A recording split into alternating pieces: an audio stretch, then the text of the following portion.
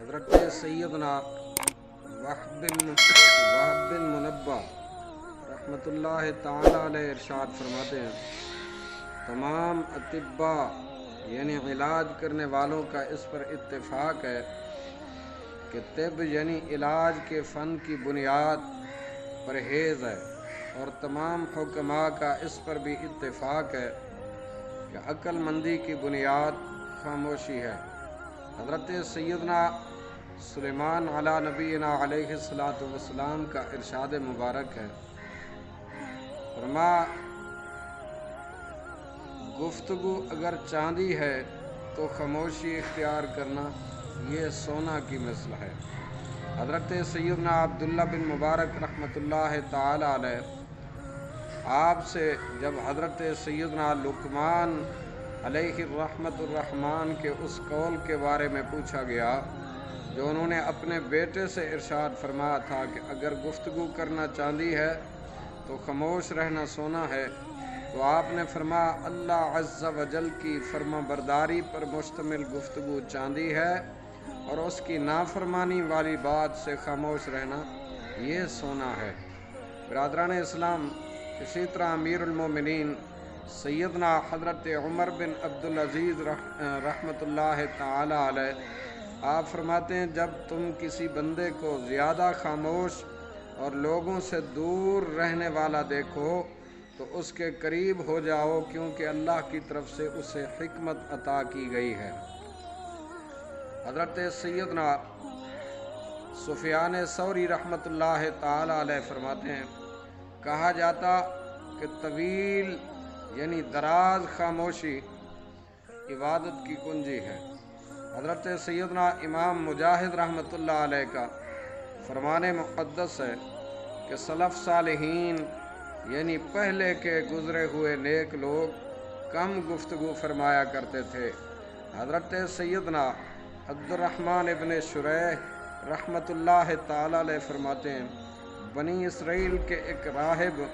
یعنی دنیا سے الگ تھلگ عبادت میں مشغول شخص کا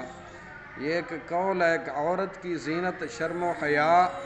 اور عقل مند کی زینت خاموشی ہے۔ حضرت سیدنا ابو عبداللہ رحمۃ اللہ تعالی علیہ فرماتے ہیں، میں نے حضرت سیدنا عمر بن عبدالعزیز رحمۃ اللہ تعالی علیہ کے پاس آنے والے ایک عالم صاحب کو یہ فرماتے ہوئے سنا کہ خاموش عالم بولنے والے عالم کی طرح ہے۔ حضرت سیدنا عمر بن عبدالعزیز رحمۃ اللہ تعالی علیہ نے ارشاد فرمایا، میں یہ خیال کرتا ہوں کہ بولنے والا عالم قیامت کے دن خاموش رہنے والے عالم سے زیادہ افضل ہوگا،